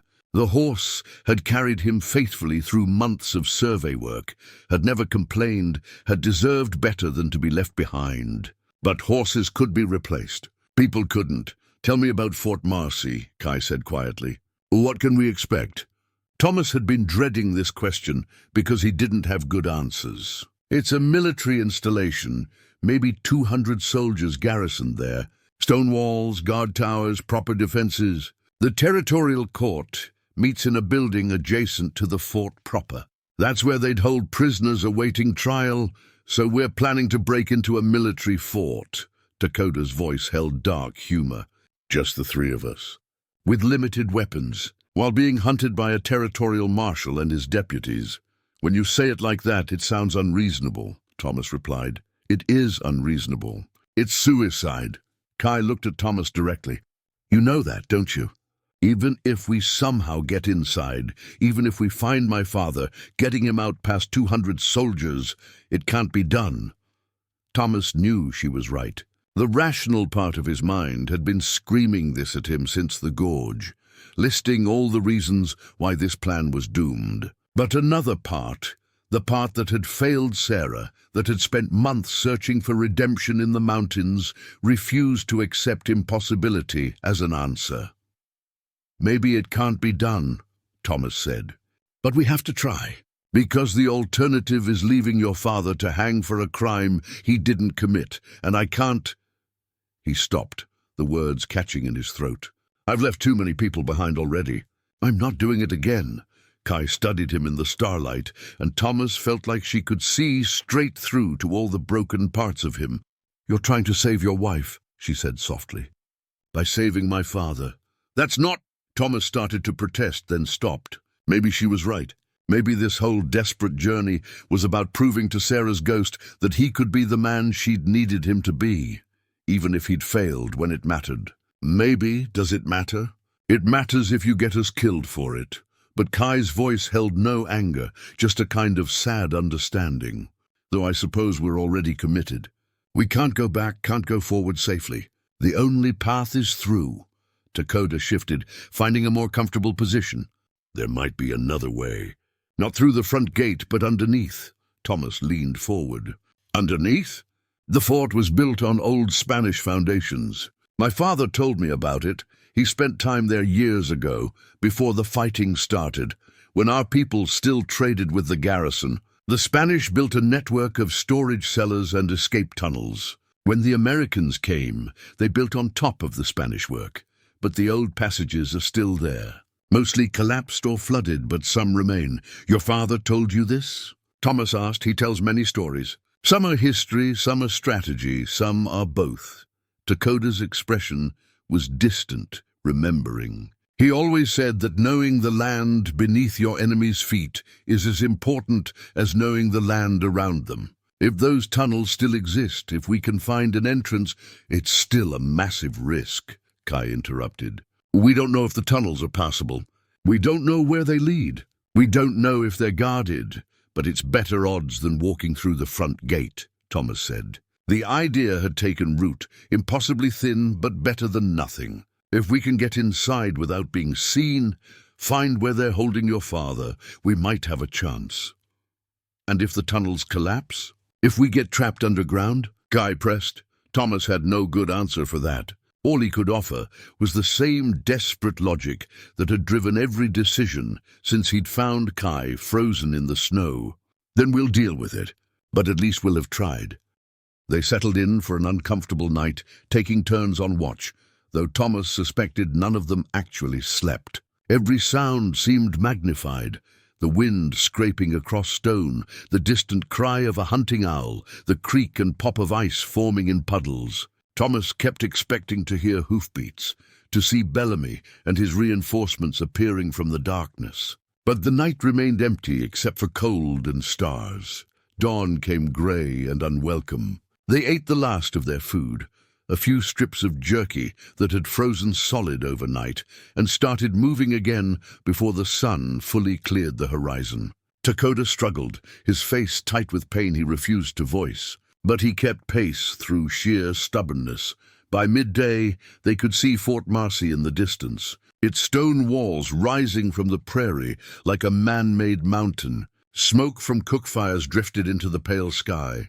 Even from miles away, Thomas could see the American flag snapping in the wind, could make out the dark shapes of sentries on the walls. They circled wide, staying low in the arroyos and dry washes that scored the landscape. Approaching from the west where scattered cottonwoods provided some cover.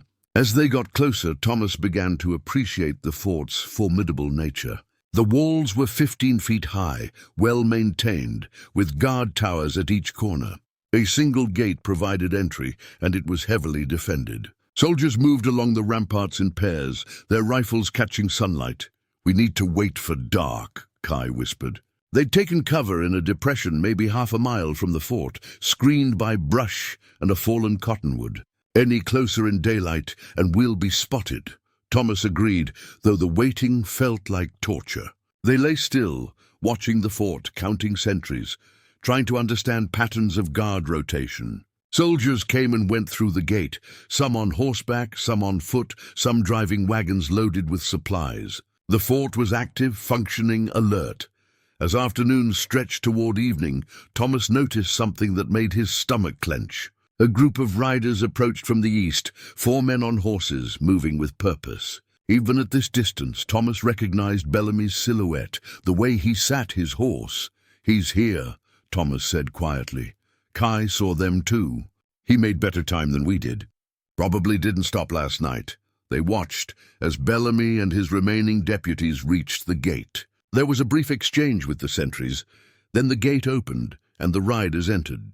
The marshal had beaten them to Fort Marcy, which meant he'd be inside, warning the garrison, organizing a proper search, making their impossible task even more impossible. "This changes things," Dakota said. "It doesn't change anything," Thomas replied, though he didn't believe his own words. "We still have to try." Darkness fell with agonizing slowness. While they waited, Thomas checked his remaining ammunition. 11 rounds for the Winchester, plus the 6 in his revolver. Kai had 4 arrows left. Dakota had 3. If this turned into a fight, they'd last maybe 30 seconds before being overwhelmed. Finally, when the moon had risen and the fort's walls stood black against the star-filled sky, they moved. Dakota led them along the western wall, his memory of his father's stories guiding them toward where the old Spanish tunnels were supposed to emerge. They moved in silence, hearts pounding, every nerve screaming that they'd be spotted, challenged, shot.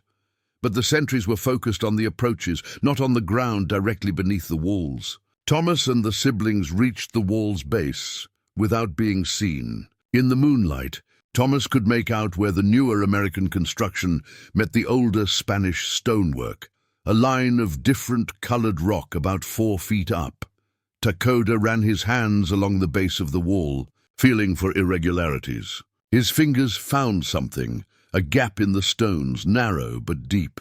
He pulled, and a section of the wall shifted slightly, revealing a black opening barely wide enough for a man's shoulders. "Here," Dakota whispered. The entrance. The opening exhaled cold air that smelled of earth and standing water. Thomas could see nothing beyond the first few feet, just darkness that seemed to have weight and substance. Every instinct screamed at him not to enter, that this was a tomb waiting to close around them. But Kai was already squeezing through the gap, disappearing into the black. Dakota followed, his injured leg scraping against stone. Thomas took one last look at the open sky, the stars, the world above ground, then pushed himself into the tunnel. The darkness was absolute. Thomas had experienced dark before. Mountain nights without moon, the interior of his tent with the fire dead. But this was different. This was the darkness of burial, of being swallowed by the earth. He kept one hand on the tunnel wall, following the sound of the siblings moving ahead of him, taking small steps in case the floor dropped away without warning. The tunnel sloped downward, water dripping somewhere in the distance. The ceiling was low enough that Thomas had to crouch, his shoulders brushing both walls. The air grew colder, damper, until his breath came out in visible clouds, even in the pitch black. They'd gone maybe 50 yards when Dakota stopped suddenly. Thomas nearly ran into Kai, who'd stopped behind her brother. "What is it?" Kai whispered. "The tunnel forks." Dakota's voice was tight with uncertainty. "My father's stories didn't mention this. I don't know which way leads into the fort." Thomas could hear water ahead, the sound of something flowing or dripping. The tunnel branches meant choices, and wrong choices down here could mean getting lost in the dark, wandering until they exhausted themselves or their air ran out, or they found a collapsed section they couldn't bypass. "We'll have to guess," Thomas said. "Pick the passage that seems most traveled, most maintained."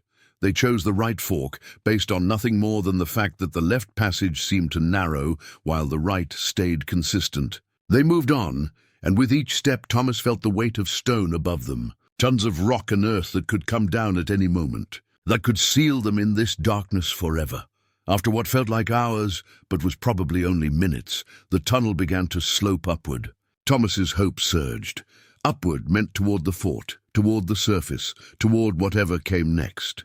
The passage grew narrower, forcing them to move single file, then narrower still until they were crawling, and then they saw light. Not bright, just the faintest glow seeping around the edges of what looked like a wooden door or hatch above them. Dakota reached up and pushed gently. The wood groaned but held. He pushed harder and the hatch shifted, revealing a slice of dim interior space. Stone walls. Lamplight flickering somewhere beyond. They'd made it inside Fort Marcy. Dakota pulled himself up through the hatch, then reached down to help Kai. Thomas came last, emerging into what appeared to be a root cellar or storage room. Wooden crates were stacked against the walls, barrels lined up in neat rows. A single lantern hung from a hook near the door, burning low. They stood there, breathing hard, covered in mud and cobwebs, listening. Footsteps sounded overhead, soldiers walking, talking, the normal sounds of a garrison at night. And somewhere in this warren of stone and wood, Neol waited, not knowing that rescue was coming, probably not even hoping anymore. Thomas checked his rifle, making sure the action was still clean despite the mud. Kai knocked an arrow. Dakota steadied himself against a crate, his face pale with pain and determination. "Now comes the hard part," Thomas whispered. They moved toward the door, toward whatever violence and consequence waited on the other side. 3 people who'd chosen defiance over sense, who'd crawled through darkness on the slim chance that sometimes, despite everything, you could save what needed saving. The door opened onto a narrow corridor lit by oil lamps that cast shadows long and twisted against stone walls. Thomas led them forward, rifle held ready, ears straining for any sound that meant discovery. They passed a kitchen where the last embers of cook fires glowed, moved through a supply room filled with sacks of grain and flour, climbed a set of stone steps that brought them to ground level. Above, they could hear voices, soldiers talking, laughing, the ordinary sounds of men settling in for the night. Through a gap in the boards overhead, Thomas caught glimpses of movement, the flash of a uniform passing by. They were inside the fort proper now, surrounded by 200 armed men, any one of whom could raise an alarm that would end this in seconds. Kai touched Thomas's shoulder, pointed to a heavy wooden door reinforced with iron bands. A guard stood outside it, a young soldier who looked barely old enough to shave, his rifle held loosely, his attention on something down the corridor. The prison cells, Thomas realized. That's where they'd be holding Neol, but one guard was still a problem. Thomas couldn't shoot him without alerting the entire fort. Couldn't knock him unconscious without making noise. They needed a distraction, something to pull the guard away from his post for just a few seconds. Dakota seemed to read Thomas's thoughts. Without a word, the young Apache limped back the way they'd come, disappearing into the shadows. Thomas and Kai waited, pressed against the wall, barely breathing. Seconds stretched like hours. Then they heard it. A crash from the supply room, the sound of barrels toppling, crates breaking. The guard's head snapped around, indecision crossing his face. He looked at the door he was supposed to be guarding, then at the corridor where the noise had come from, then back at the door. Duty 1, he started toward the supply room, calling out, "Who's there?" "Show yourself." The moment his back was turned, Thomas and Kai moved. They crossed the distance in seconds, Thomas working the door's heavy bolt, while Kai kept watch. The bolt slid free with a sound that seemed impossibly loud, but the guard was already too far away to hear.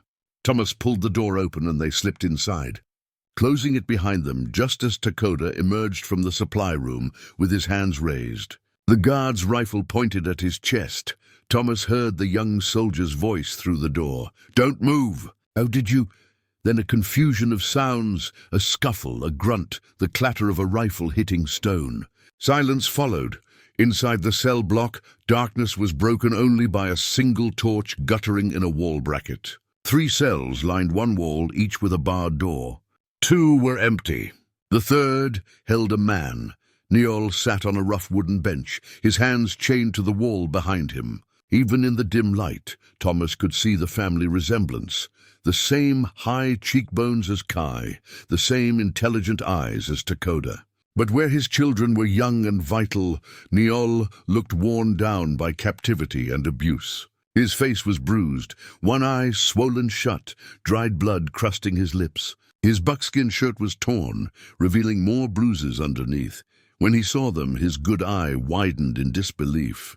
"Kai, Dakota?" His voice was rough, barely above a whisper. "What are you— how did you—" "No time, father." Kai was already working on the cell door, trying to force the lock with her knife. "We're getting you out." Thomas joined her, examining the lock. It was old but solid, the kind that needed a proper key. He could shoot it off, but that would bring every soldier in the fort running. "They needed another way, the guard," Niol said. "He carries the keys on his belt." Thomas moved back to the door and cracked it open. In the corridor, Dakota stood over the unconscious guard, rifling through the man's pockets. He found the keyring and tossed it to Thomas, then dragged the guard into the shadows. His leg nearly gave out under the effort, but he stayed upright through will alone. The third key worked.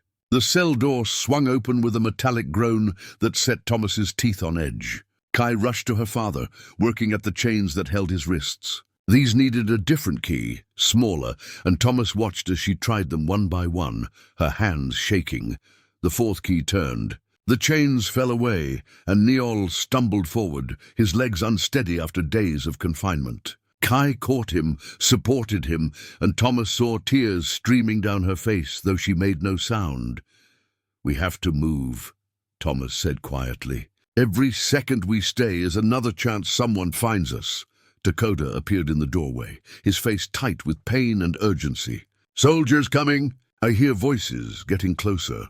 They got Niol moving, half carrying him between them, and made for the stairs that led back down to the storage level. They'd almost reached them when a voice rang out behind them. "Stop right there!"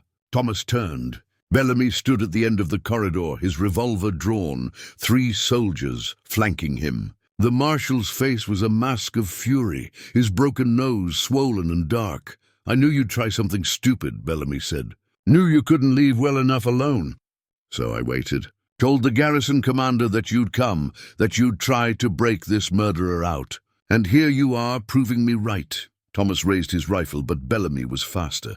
The marshal fired, his bullet striking the wall inches from Thomas's head. "Next one goes through you," Bellamy promised. "Now drop the weapons, all of you." For a frozen moment, no one moved. Thomas could feel the weight of impossible choices pressing down on him. They couldn't fight. The soldiers behind Bellamy were too many, too well positioned. But if they surrendered, it was over. They'd hang, all of them, and Niol would die anyway. Then Niol spoke, his voice surprisingly strong. "Thomas Garrett. That's your name, yes?" The surveyor who helped my children? Thomas kept his eyes on Bellamy, but answered, "Yes." "Then hear me now. What you've done, the risk you've taken for people you barely know, this is the act of someone with honor. But this is not your fight to die for. You have given us a chance. That is enough. Now save yourself." "Father, no," Kai started, but Niall silenced her with a look. "I am old. I've lived long enough to see my children grow strong and brave. If I die today, I die knowing they are loved by someone with courage." Niall straightened despite his chains, despite his injuries, standing with the dignity of a man who'd never truly been defeated.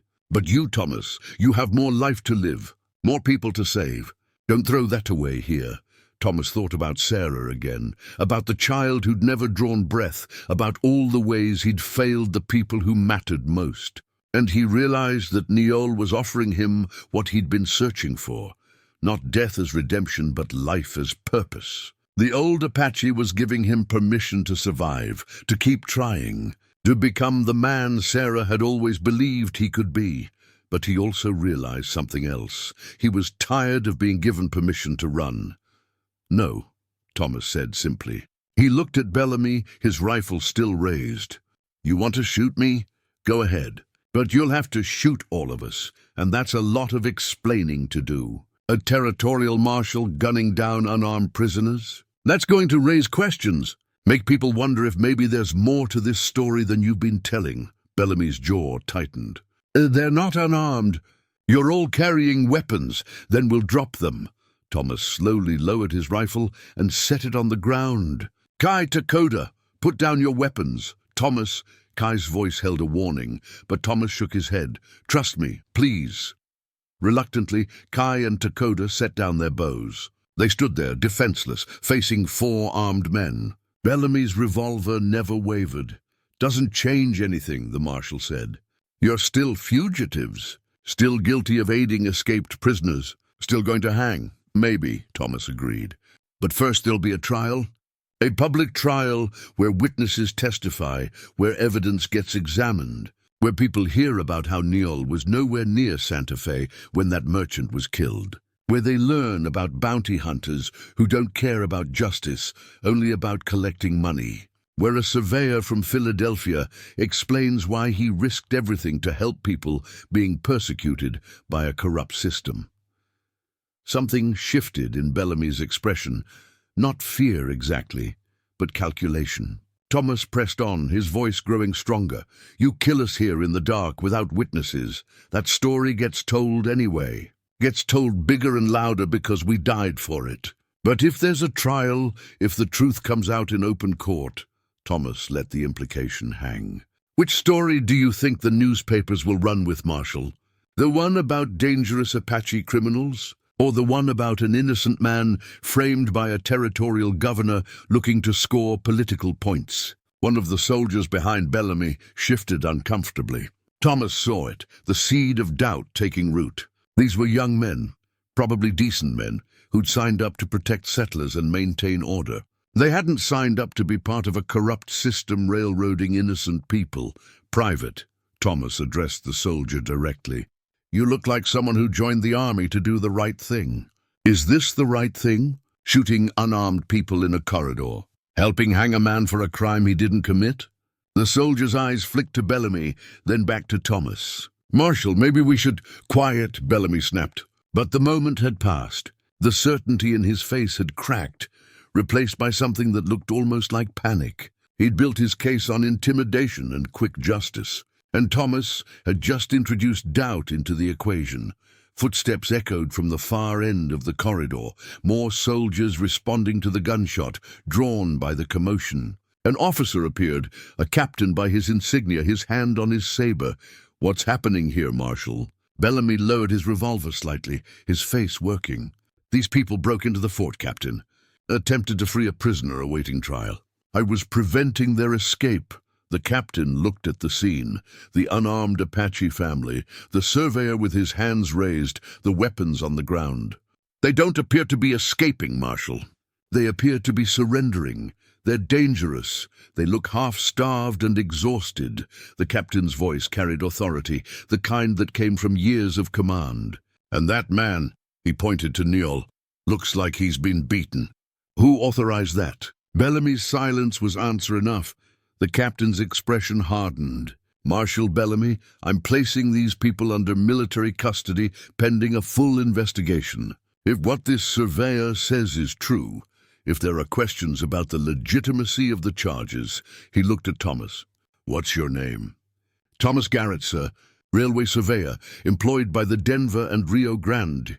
Mr. Garrett, you and these Apache will be held here at the fort until the circuit judge arrives next month. You'll have an opportunity to present your case in open court. If you're lying, if this is some elaborate scheme, you'll hang. But if you're telling the truth, the captain's gaze shifted to Bellamy.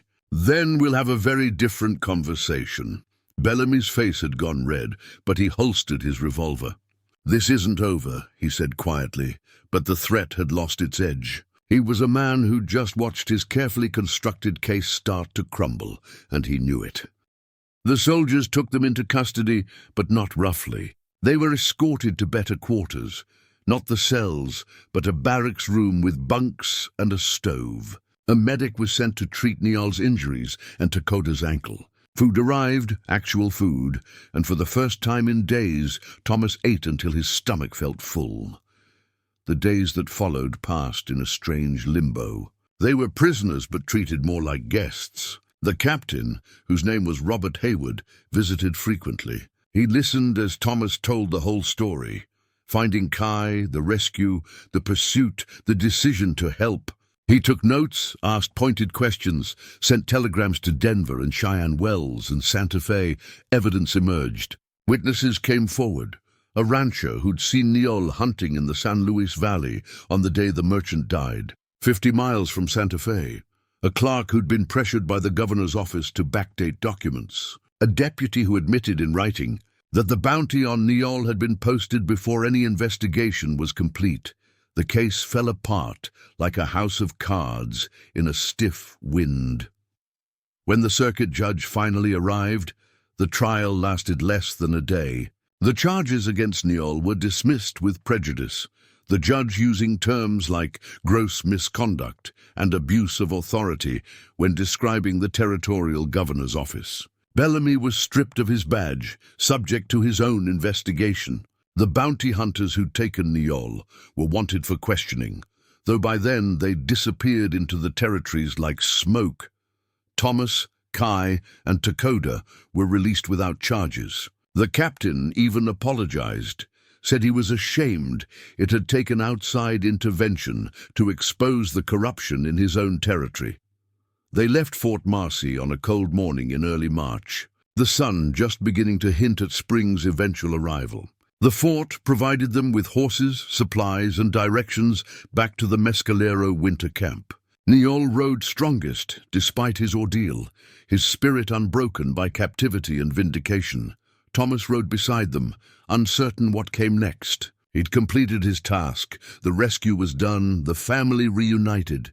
Logic said he should return to Denver, file his final survey reports, collect his wages, and move on to whatever came next. But the thought of returning to that life felt hollow, like putting on clothes that no longer fit. They reached the Apache camp 3 days later. It was larger than Thomas had imagined. Dozens of dwellings arranged in careful patterns, cook fires sending smoke into the blue sky, children playing in the early spring sunshine. When the lookouts spotted them, riders came out to meet them, and the reunion that followed was loud and joyous and entirely overwhelming. Niall's wife, a woman named Alessandra with silver threading through her dark hair and eyes that missed nothing, embraced her husband with fierce intensity, then turned that same intensity on Thomas. She studied him for a long moment, then took his hands in hers. "You brought my family home," she said in careful English. "This debt cannot be repaid, but it will not be forgotten." Thomas found himself welcomed into the camp, fed until he couldn't eat anymore, given a place by the fire as people gathered to hear the story. Kai and Dakota told it, their voices weaving together, painting the journey in words that made it sound more heroic than it had felt at the time. Thomas sat quietly, uncomfortable with the attention. but unable to deny the warmth that came with being part of something larger than himself. That night, as the camp settled into sleep, Kai found Thomas sitting apart from the others, staring up at the stars that filled the sky from horizon to horizon. "What are you thinking about?" she asked, settling beside him. "That I should probably get back to Denver. File my reports before the railroad company sends someone looking for me. Is that what you want? To go back to mapping routes for the iron tracks?" Thomas was quiet for a long moment. "And no, I don't think it is." "Then don't." Kai's voice was matter-of-fact, as if the solution was obvious. "Stay, not forever maybe, but for now. Spring is coming. We'll be moving to our summer grounds soon, up into the high country where the elk migrate. We could use someone who knows the mountains, who can read maps and understand how white men think. Someone we can trust. Your people accept that? A white man living among them? You're not just a white man anymore. You're the person who saved my father, who risked everything for people you barely knew. That matters more than the color of your skin." She paused, then added more quietly, "And I would accept it. I would welcome it." Thomas looked at her, saw something in her expression that made his heart beat faster. Over the past weeks, through all the danger and desperation, something had grown between them, a connection built on shared struggle and mutual respect, and something deeper that neither of them had named. "Kai," he started, then stopped, unsure how to continue. She saved him from fumbling for words by leaning in and kissing him. It was gentle at first, tentative, then deeper as Thomas responded. When she pulled back, her eyes were bright in the starlight. "Don't overthink this, Thomas Garrett. Stay because you want to. Stay because you finally found something worth staying for."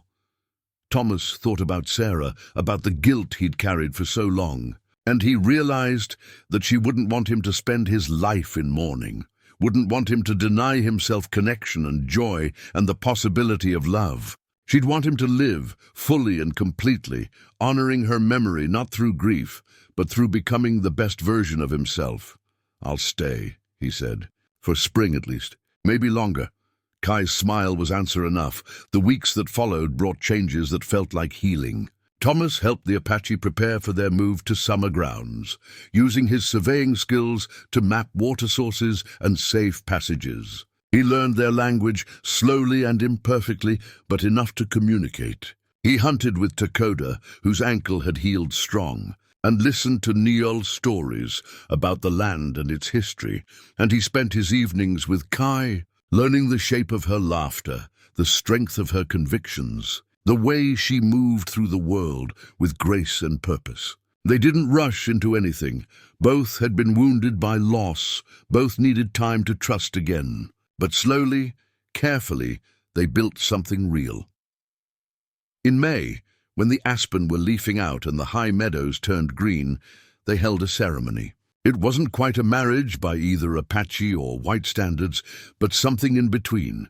A recognition of commitment, of two lives choosing to walk the same path. Neol presided, speaking words in Apache that Thomas didn't fully understand, but felt in his bones. Afterward, as the celebration continued, Thomas stood with Kai looking out over the valley where they'd make their summer camp.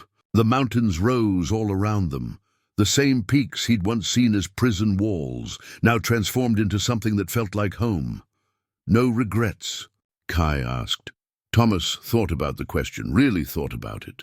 He'd left behind his old life, the railroad job, the surveying career, the world of maps and measurements. He'd found instead a life that couldn't be quantified or calculated, that existed in the spaces between cultures, that demanded everything and gave back more than he'd known to hope for. "No regrets," he said, and meant it. The sun was setting, painting the clouds in shades of crimson and gold. Somewhere in the camp below, children were laughing, fires were being built, life was continuing in all its messy, beautiful complexity. Thomas had come to the mountains to die, had found instead reasons to live, had come alone and found family, had come seeking silence and found his voice. The mountains stood eternal, their peaks touched with alpenglow, bearing witness, as they always had, to the small dramas of human lives. And on that evening in spring, they witnessed a man who'd finally stopped running, A woman who'd trusted when trust seemed impossible. And a love that had grown in the most unlikely soil, frozen ground that had somehow, against all odds, produced something worth keeping. Thomas took Kai's hand. Together, they walked back toward the camp, toward the firelight and the voices and the future that waited, uncertain but no longer frightening. The past would always be there, carried in memory, but it no longer had the power to define what came next. That power belonged to the choices they made, the connections they built, the courage they showed in opening their hearts, despite knowing that love always carried the risk of loss. It was a risk Thomas had finally decided was worth taking. And in the warmth of that spring evening, with mountains standing guard and stars beginning to emerge, it felt like the rightest thing he'd ever done. Up next, you've got 2 more standout stories right on your screen. If this one hits the mark, you won't want to pass these up. Just click and check them out. And don't forget to subscribe and turn on the notification bell so you don't miss any upload from us.